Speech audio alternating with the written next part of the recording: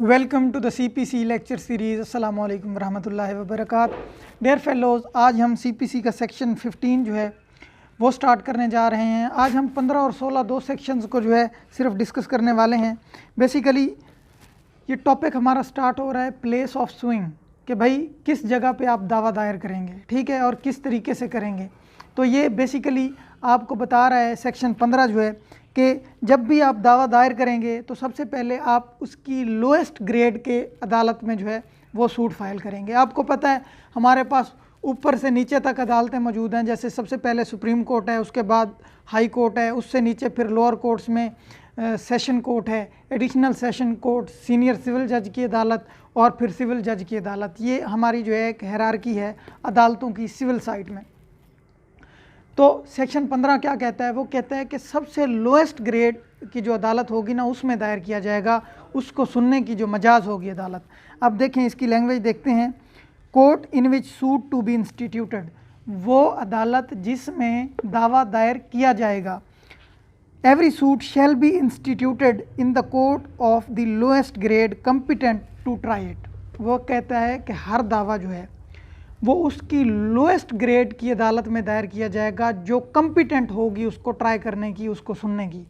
अब basically civil courts ordinance का section 9 है, वो हमें बताता है कि भाई हाई कोर्ट के पास इख्तियार है, वो पिक्यूनरी जो जुरिस्डिक्शन है अदालतों की उनका तयन करेगी कि भाई कौन सी अदालत कितनी मालियत तक का दावा सुन सकती है। अब ये सेक्शन 15 कह रहा है कि भाई जो लोएस्ट ग्रेड की अदालत होगी ना कम्पिटेंट उस सूट को ट्राई करने की, उसमें दावा दायर किया जाएगा। अब देखें हमारे पास जो है अदालतें सिविल जज दर्जा अव्वल की अदालत है, सिविल जज दर्जा दोम की अदालत है और सिविल जज दर्जा सोम की अदालत है। यानी कि फर्स्ट क्लास, सेकंड और थर्ड क्लास, ठीक है। ये तीन बेसिकली अदालतें हैं। मिसाल के तौर पर ये जो थर्ड क्लास सिविल जज है इसके पास है जी, ऐसा समझ लें कि 1 मिलियन सुनने की कैपेसिटी, यानी ये 10 लाख तक का मैटर सुन सकती है। ये क्या कर सकती है? इसके पास है जी 10 मिलियन, 1 करोड़ रुपए का दावा ये सुन सकती है, ठीक है। और उससे ज़्यादा जितने भी हैं अनलिमिटेड जो है ये सुन सकती है सिविल जज दर्जावल, ठीक है जी।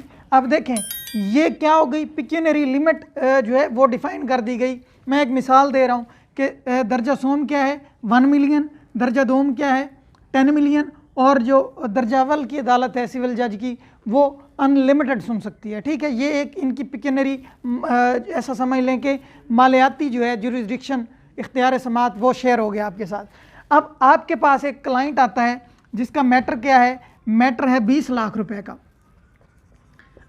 अब देखें दर्जा अव्वल तो अनलिमिटेड सुन सकता है, अब आप इसके यहाँ भी तो दावा दायर कर सकते हैं, लेकिन सेक्शन 15 कहता है कि लोएस्ट ग्रेड की अदालत को आपने वो करना है। अब लोएस्ट ग्रेड कौन सी बन रही है? अब देखें 1 करोड़ रुपए तक की दर्जा दोम की अदालत सुन रही है ना, 10 लाख का मैटर होता तो दर्जा सोम में करते।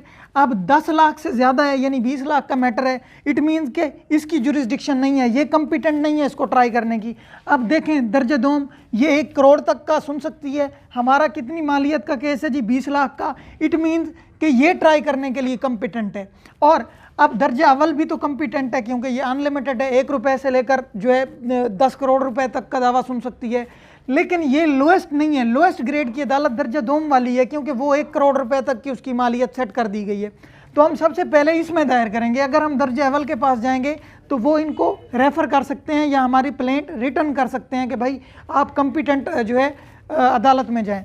तो बेसिकली सेक्शन 15 हमें बता रहा है कि भाई आपने उस अदालत में दायर करना है जो सबसे लोएस्ट ग्रेड की होगी और कम्पिटेंट होगी सूट को ट्राई करने के लिए। ये है हमारा सेक्शन 15। उसके बाद आ जाए जी सेक्शन 16 के ऊपर। वो कहता है suit to be instituted where subject matter situate.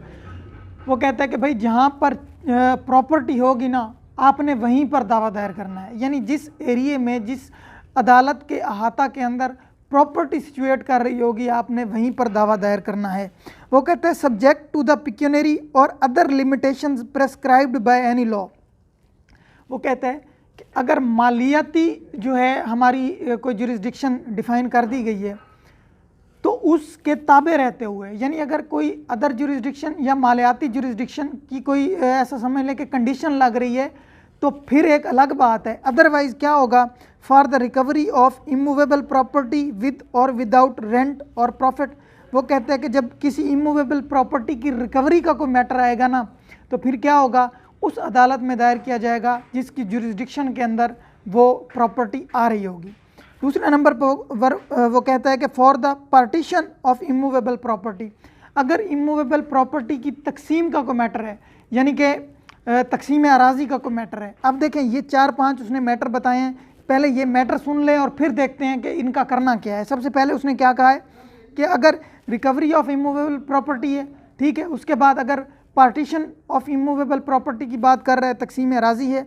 उसके बाद तीसरे नंबर पर वो कहता है फॉर फोरक्लोजर सेल और redemption in the case of mortgage of और चार्ज अपॉन इमूवेबल प्रॉपर्टी, अगर कोई प्रॉपर्टी जो है उसका कोई कुर्की का मैटर है या आपने पैसे देकर बैंक से वापस करनी है या मॉर्गेज का कोई मैटर है, तो ऐसी सूरत हाल में, या फिर वो कहता है for the determination of any other right और इंटरेस्ट इन इमूवेबल प्रॉपर्टी, अगर कोई इमूवेबल प्रॉपर्टी के बारे में कोई राइट का, जैसे इस्तकरार हक का दावा होता है, कोई ऐसा मैटर है।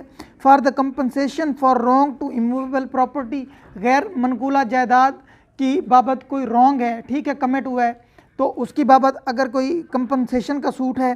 For the recovery of movable property actually under distraint और अटैचमेंट, अगर अटैचमेंट के अंडर या किसी जो है कानूनी कब्जे के अंदर कोई प्रॉपर्टी है और आपने उसको रिकवर करना है और है वो मूवेबल प्रॉपर्टी, तो फिर क्या होगा, शैल बी इंस्टीट्यूटेड, तो इन सूरतों के अंदर जो दावा होगा वो इंस्टीट्यूट किया जाएगा in the court within the local limits of whose jurisdiction the property is situate, तो फिर उस अदालत में दावा दायर किया जाएगा जिसकी जुरिस्डिक्शन के अंदर, जिसकी टेरेटरी के अंदर वो प्रॉपर्टी सिचुएट कर रही होगी, ठीक है। मिसाल के तौर पर एक लाहौर की जुरिस्डिक्शन के अंदर एक प्रॉपर्टी पड़ी हुई है और आपने वो रिकवर करवानी है, तो आप क्या करेंगे, आपने फिर दावा दायर लाहौर ही की अदालत में करना है, यानी जो टेरेटरी के अंदर, लाहौर की अदालत की टेरेटरी के अंदर अगर प्रॉपर्टी आ रही है तो आपने लाहौर की अदालत में ही दावा दायर करना है, या उससे हटकर किसी और टेरेटरी के अंदर आ रही है तो आपने फिर देखना है कि ये प्रॉपर्टी बेसिकली किस अदालत की टेरेटरी में आ रही है, किस अदालत के इख्तियार समात में आ रही है,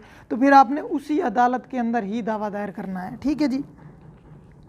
उसके बाद वो कहते हैं और in the case of suits refer to in clause C, अगर क्लॉज सी का कोई मैटर है, फोरक्लोजर का है या सेल और रिडम्पशन का कोई मैटर है, तो फिर क्या होगा, at the place where the cause of action has wholly or partly arisen, तो फिर वहाँ पर दावा दायर किया जाएगा जहाँ पर कॉज ऑफ एक्शन अराइज हुआ। मिसाल के तौर पर अगर कोई बैंक पड़ी जनाब वाला लाहौर में और प्रॉपर्टी है बंदे की फैसलाबाद के अंदर, और उसने लाहौर वाले बैंक को जो है वो प्रॉपर्टी ऐसा समझ लें कि मॉर्गेज करवाई हुई थी, अब उसका कोई मैटर है तो ये बैंक की मर्ज़ी है कि वो उस लाहौर में भी दावा दायर कर सकता है, हालांकि प्रॉपर्टी फैसलाबाद में पड़ी हुई है, लेकिन कॉज ऑफ एक्शन कहाँ अराइज हुआ है, लाहौर के अंदर, क्योंकि वो बंदा लाहौर वाले बैंक में गया, वहाँ पर उसने मॉर्गेज करवाई जो है वो अपनी प्रॉपर्टी, तो फिर क्या होगा, तो जो कॉज ऑफ एक्शन है वो लाहौर में अराइज हो रहा है तो दावा लाहौर में भी हो सकता है।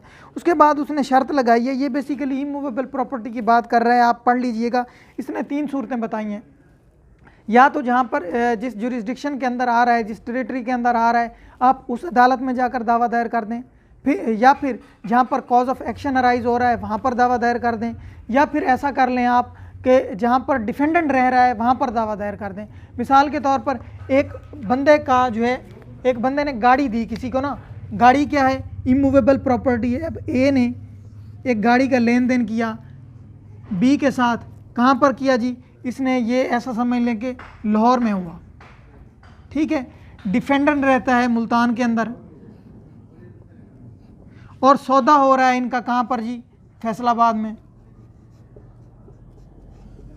ठीक है। अब अगर फ़र्ज़ कर लें इनका आपस में उस गाड़ी की बाबत कोई डिस्प्यूट हो जाता है, ठीक है, अब इस बंदे ने क्या करना है, एक सूट फाइल करना है अदालत के अंदर।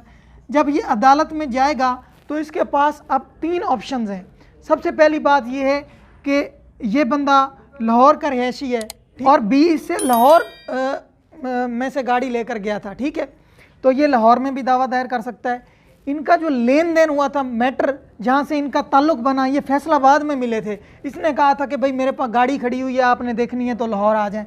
अब इनका basically cause of action arise हो रहा है फैसलाबाद में, ठीक है, और डिफेंडेंट रह रहा है मुल्तान के अंदर।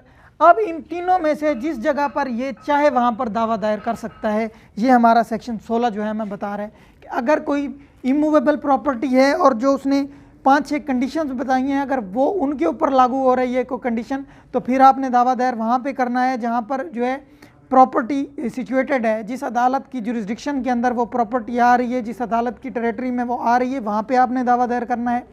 और अगर इमूवेबल प्रॉपर्टी का कोई मैटर है तो वहाँ पर आपके पास 3 रास्ते हैं। या तो आप वहाँ दावा दायर कर सकते हैं जिस अदालत की टेरेटरी में जो है वो प्रॉपर्टी आ रही है, या फिर आप वहाँ दावा दायर कर सकते हैं जहाँ पर कॉज ऑफ एक्शन अराइज हुआ, ठीक है, उस अदालत में दावा दायर कर सकते हैं, या फिर वहाँ कर सकते हैं जहाँ पर डिफेंडेंट रह रहा है। तो ये बेसिकली हमारा आज का सेक्शन 15 और 16 था। इसके रिगार्डिंग अगर कोई आपका क्वेश्चन है तो वो आप मुझसे पूछ सकते हैं। Thanks for watching the lecture. इंशाअल्लाह मिलते हैं किसी नए लेक्चर में। वमा अलैना इल्लल बलागुल मुबीन।